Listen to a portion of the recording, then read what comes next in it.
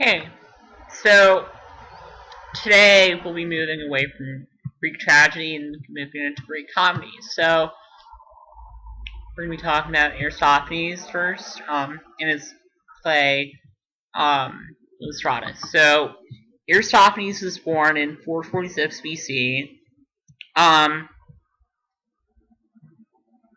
and he is famous for old comedy, which is kind of a satirical form of comedy. Um, he died in 386 BC.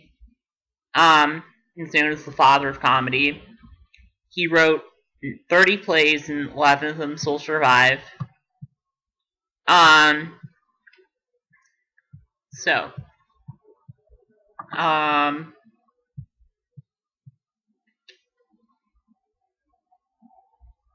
he's known for his iambic dialogue. Sometimes he used tetrameter. Um, Very lyrical kind of speech. Let's see. So, background on this play is written in response to the Peloponnesian War.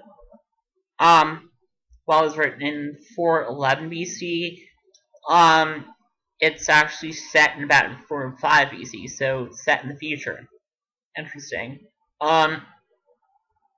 Now,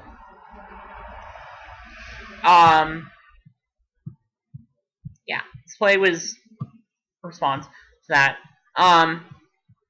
And the response to ending war, this was seen in some of the tragedies, but those, when we get to comedy, we don't deal with myth, because myth dealt with heroic figures, none of whom were real. Comedy is not based on Greek plays, none of them are based on real characters, except for I think it's the Frogs, which is based on playwrights, the tragedians. I don't know. I haven't read the Frogs.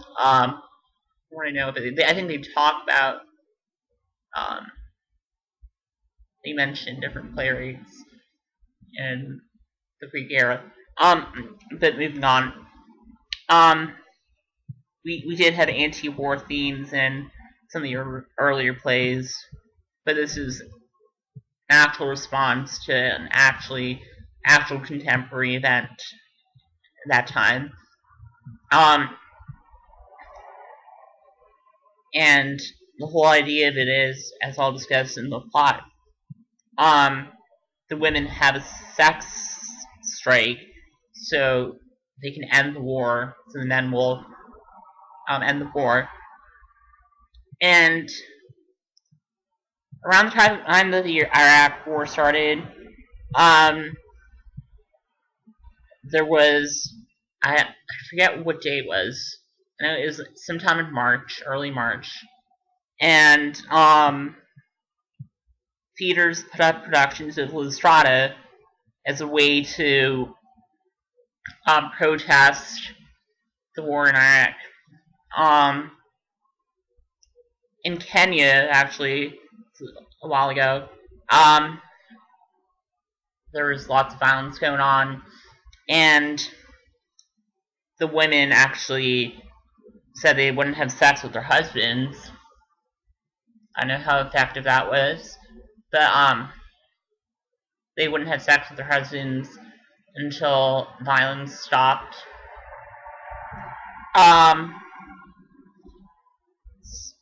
Play has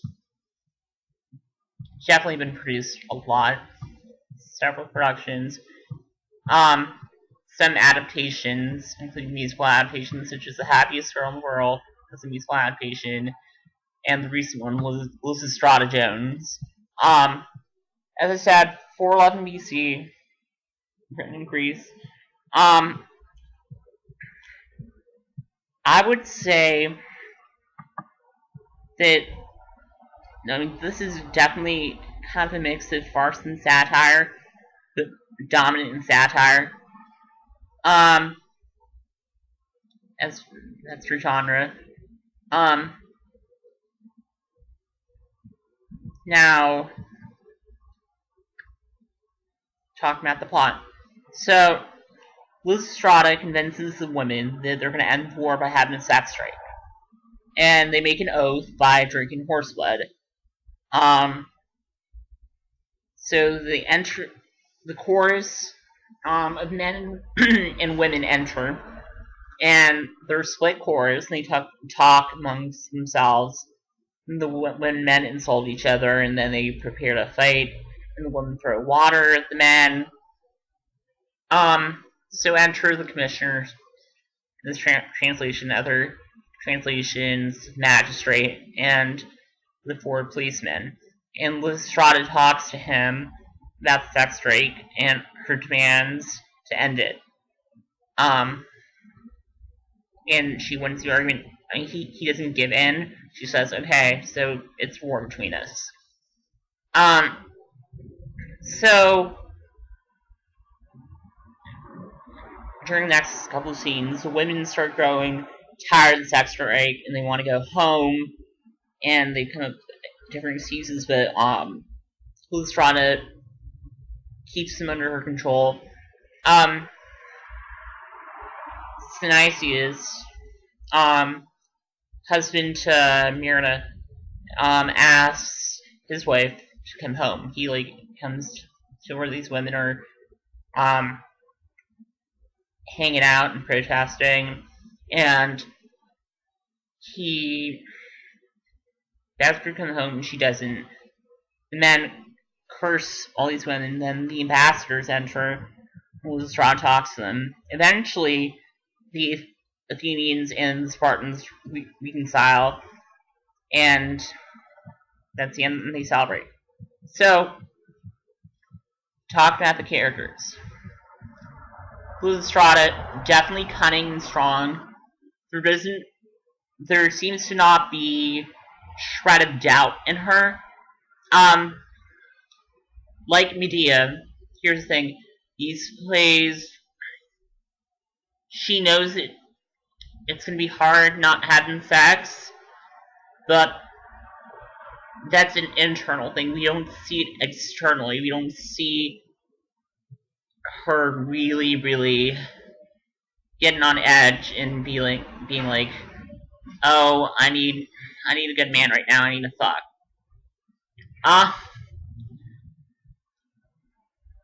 And as in Medea, when she killed her children, we didn't see her grieve. We saw her all powerful. So with these characters, we don't really see them suffering, and I think it's just to show how heroic they are as protagonists. To make them.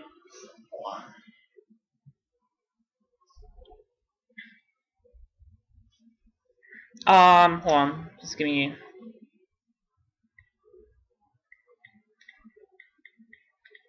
Sorry, guys.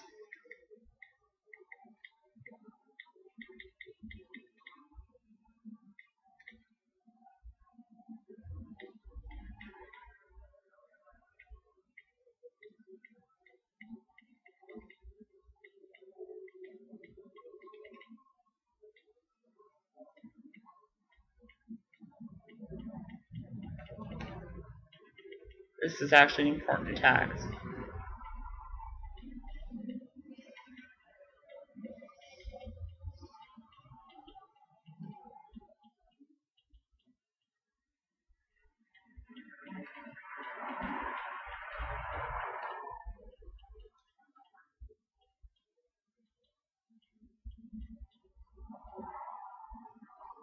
Okay.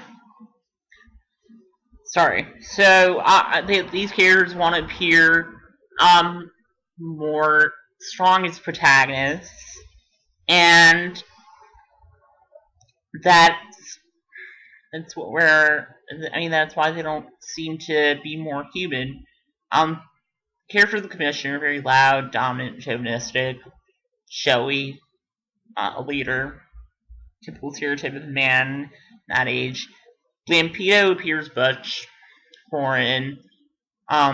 So there's a clear contrast between her as a Spartan and the Athenians. And the Athenians and the Spartans were enemies, but the women are working together while the men are fighting. So, this is definitely a commentary on how men start wars, and definitely gets into feminism, especially when we have Lampedo, the Spartan, join the cause. Myrna has a baby and a husband who appears. When the father, Cineas, deprived of sex, says, "Why can't you come take care of the baby?" She's like, "Why can't you? You're the father." And she does try to seduce him, but doesn't give him anything. How do you pronounce her name? Kalanike. It's, I guess, kind of ditzy. More of a stereotypical female, unlike Lysistrata. Ditzy is in the eyes of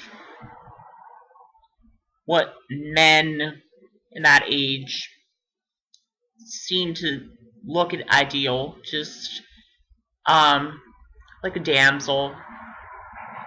That she joins Lysistrata, of course. Synesius, he's a husband, as I said, deprived of sex, and in my eyes, like what society thought of women, I'd say that he is. Because he can't take care of himself, he can't clean, he can't cook, he can't take care of his child. He is the weak one, not the women. And he needs sex. He just fights. He's childish. He's definitely weaker than the women in this play.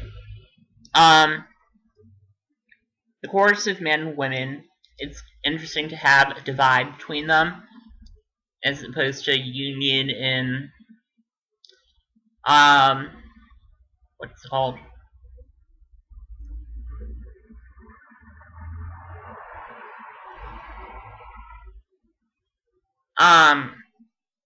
As opposed to union in, like, Agamemnon, Oedipus Rex, just, like, so there's, the men do represent patriarchy, and they're old, and because they've been around for a long time, and it's time for young beauty, so the young beauties are Lysistrata, Lampedo, Myrna, and Kalanike, to take over. And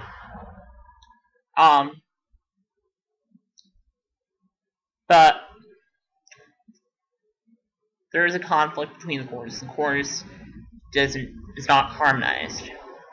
Eventually, a character does harmonize the men in the play, the Spartans and the Athenians, and that is the character of harmony / reconciliation. I'll get into that. And that's what eventually gets the men and the women together. Once the war is stopped, once the sex break is stopped, the men and the women band together. So this harmony reconciliation character, the idea of women is harmony reconciliation. Okay. Men seem to divide themselves by country, by city, football teams, all that kind of stuff. I mean, and of course there are women who in football, and you know what I mean. But I'm talking about the stereotypical, the like majority of the population. But for all these men, especially the ones who are straight, thing they can agree on is women. So, if they can all just, I don't know, if they can just love a woman and that be enough for them, um, and just have the loyalty of a wife, that should be enough for them. They shouldn't be trying to prove their manhood in other ways. So, women are harmony, women are reconciliation. They are the gentle, peaceful sex in this play. Sex is a huge theme in this play. Just there's an urge to have sex, and that gives the women power in this play.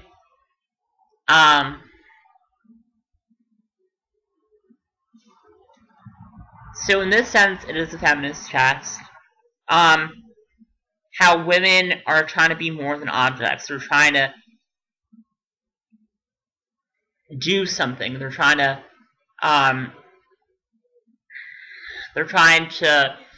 act upon a cause. And it is a pacifist play. It is really anti-war. And in a sense, the men and the women are at war. Is the sex strike that is kind of a war between men and women, and there's always been a war between men and women. But the play is saying, like, if they all get along, there will be harmony, there will be peace. So very well structured play, very funny, clear conflict in the women who are resisting, and this play can be easily modernized. I like Lysistrata. I wish Lysistrata was more, I'm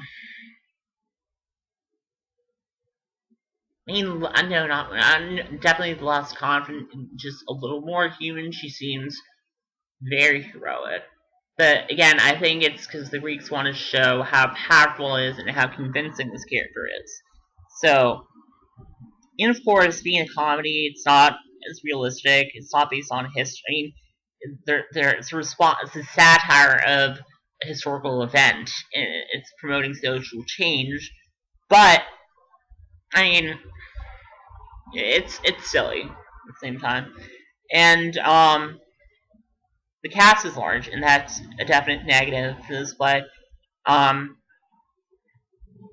was a theater company that did a production of 100 people. It was called Lysistrata 100, and it had 100 people in it. Yeah, this play does relate to some of the other plays with its feminist and anti-war themes. So, yeah, definitely with Trojan women, definitely with Agamemnon, the anti-wars, and then feminists, Medea, Trojan women,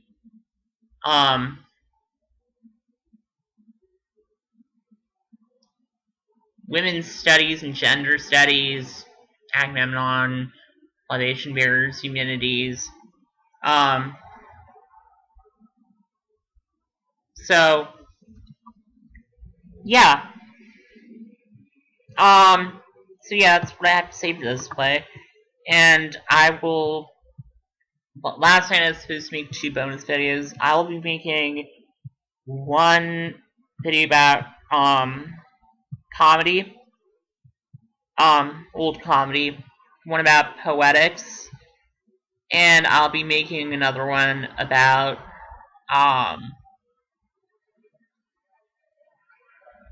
the Greek stage. So, that's all the stuff that I was supposed to do today. So, I didn't do yesterday that I'll do today. Yeah. There we go for Lysistrata. Alright, look out for the bonus videos later on today. Bye.